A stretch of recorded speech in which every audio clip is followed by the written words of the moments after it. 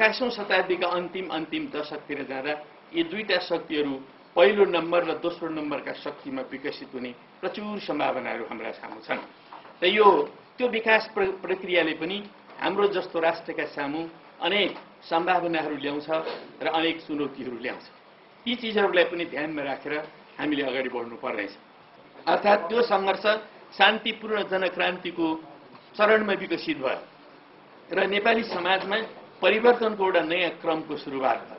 त्यो शान्तिपूर्ण जनक्रान्तिले नेपाली समाजमा परिवर्तनको जुन नयाँ प्रवाह सुरुवात गरेको छ, यो प्रवाहलाई हामी सही ढङ्गले अगाडि बढाउन सक्छौँ कि सक्दैन, त्यसलाई अन्तिम टुङ्गोमा पुर्याउन सक्छौँ कि सक्दैन, त्यसलाई विजयपूर्वक अन्तिम अवस्थासम्म हामी लान सक्छौँ कि सक्दैन, अहिले युगले या समयले नेपालका क्रान्तिकारीहरूका सामु, नेपाललाई अगुवाई गरिरहेका तमाम शक्तिहरूका सामु यी प्रश्नहरू खडा गरिरहेको छ। अन्तवादबाट मुक्त गराउन चाहन्छ, दलाल नोकरसाह पुँजीवाद र साम्राज्यवादबाट मुक्त गराउन चाहन्छ र साँचो अर्थमा एउटा स्वतन्त्र मुक्त जनवादी नेपाल, जनताको बहुदलीय जनवादका आधारमा स्थापना गर्न चाहन्छ। कमेडहरू यो कदम चाल्न थालेको 60 वर्ष बितेको छ, ध्यानमा राख्नै पर्छ। हामी कार्यदिशा भनिरहँदाखेरि हामी जे गर्छौँ त्यही कार्यदिशा भन्ने ठान्ने पनि प्रवृत्तिहरू हामी भित्र छन् अथवा कम्युनिस्ट आन्दोलनभित्र छन्। त्यो कुरा नभएर हामी जुन कार्यदिशाको कुराहरू गरिरहेका छौँ, यो कार्यदिशाभित्रका 7 वटा कुराहरू भनेका के हुन् भने, हामीले सबभन्दा पहिला सही कार्यदिशालाई अगाडि बढाइरहँदा ध्यान दिनै पर्ने पहिलो कुरा के हो भन्दा नेपाली समाजको प्रधान अन्तर्विरोध के हो। हामीले यो समाजमा धेरै खालका अन्तर्विरोधहरू हुन्छन्, तर त्यसमा अन्तर्विरोध प्रधान अन्तर्विरोधका रूपमा रहेको छ। कतिपय मानिसहरू के भन्ने गर्छन् भने, खास गरी दक्षिणपन्थी शक्तिहरू नेकपा माओवादीसँगको अन्तर्विरोधलाई प्रधान अन्तर्विरोध बनाउन खोज्छन्। ठिक त्यसरी नै अन्य कतिपय उग्र वामपन्थी शक्तिहरू नेपाली कांग्रेससँग व्यापक जनताको अन्तर्विरोधलाई प्रधान अन्तर्विरोध बनाउन खोज्छन्। यो ढङ्गले व्याख्या विश्लेषण गर्ने प्रवृत्तिहरू पनि हामी देखिरहेका छौँ। तर यथार्थ के हो? यथार्थ नेकपा एमालेको 8औं राष्ट्रिय महाधिवेशनले बडो गहिरो विश्लेषणका साथ अगाडि सारेको छ कि अहिले नेपाली समाजको प्रधान अन्तर्विरोध भनेको अन्य विभिन्न शक्तिहरूसँगको होइन। यो सामन्ती पुनरुत्थानवाद र यथास्थितिवादसँग नेपाली जनताको अन्तर्विरोध अहिले पनि प्रधान राजनीतिक अन्तर्विरोधको रूपमा रहेको छ।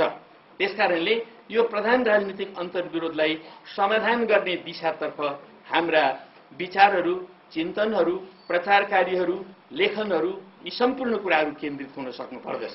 त्यो अन्तर्विरोध कस्तो जिम्मेदारीको भावनाका साथ अहिलेको परिस्थितिलाई हेर्न सक्नुपर्छ र 3 बुँदे सहमतिलाई कार्यान्वयन गर्दै राष्ट्रिय सहमति मुलुकमा निर्माण गरेर शान्ति र संविधान निर्माण गर्ने दिशातर्फ यो राष्ट्रलाई अगुवाई गर्नुपर्ने आवश्यकता छ र त्यो अगुवाई गर्न सक्ने साँचो शक्ति र एउटा चाहिँ योग्य र क्षमतावान शक्ति नेकपा एमाले नै हो भन्ने कुरा हामीले प्रमाणित गरेर देखाउन सक्नुपर्छ। त्यो एउटा चुनौती हाम्रा सामु यति बेला छ। कमरेडहरू, यो कुरालाई समेत ध्यानमा राखेर हाम्रो पार्टीको सिङ्गो जो प्रचार यन्त्र छ, जुन ढङ्गले आलोचना गर्ने र पार्टीभित्र पनि विचारधारात्मक रूपान्तरणको कामलाई हामीले गहिरो पार्नुपर्ने आवश्यकता छ र पार्टीभित्र विचारधारात्मक रूपान्तरणको काम, सैद्धान्तिक रूपान्तरणको कामलाई गहिरो बनाउने सिलसिलामा पनि हामीले उत्तिकै गम्भीर भएर अगाडि बढ्नुपर्ने आवश्यकता हुन्छ। तब मात्रै हामी पार्टीको समग्र पङ्क्तिलाई शुद्ध बनाउँदै हामी सही क्रान्तिकारी धारको आधारमा अगाडि बढाएर लिएर जान सक्छौँ र साँचो अर्थमा नेकपा एमालेलाई एउटा क्रान्तिकारी पार्टीको रूपमा, एउटा राष्ट्रव्यापी पार्टीको रूपमा, जनव्यापी पार्टीको रूपमा र साँचो अर्थमा एउटा वर्ग आधारित पार्टीको रूपमा यसलाई विकास गरेर लिएर जान सक्छौँ। सामाजिक क्षेत्रमा, सांस्कृतिक क्षेत्रमा हुनपर्ने जुन परिवर्तनका कुराहरू हुन् तिनीहरू ठप्प प्राय छ। त्यति मात्र पनि यो दिशाहीन भएर गइरहेको छ। जुनसुकै देशमा पनि राजनीतिक परिवर्तन भएपछि त्यसको जगका रूपमा आर्थिक परिवर्तन गर्न सकिएन भने त्यो दिगो जगमा उभिन सक्दैन। हामीलाई थाहा छ 2007 सालमा ठुलै परिवर्तन भयो। परिवर्तनका धेरै क्षेत्रहरूमा परिवर्तनका प्रभावलाई अगाडि बढाएको छ, तर हामीले आर्थिक क्षेत्रमा अझै केही पनि गर्न सकेका छैनौँ। यो आर्थिक क्षेत्रमा हामीले परिवर्तन गर्न सकेनौँ, हामीले आर्थिक रूपान्तरण गर्न सकेनौँ।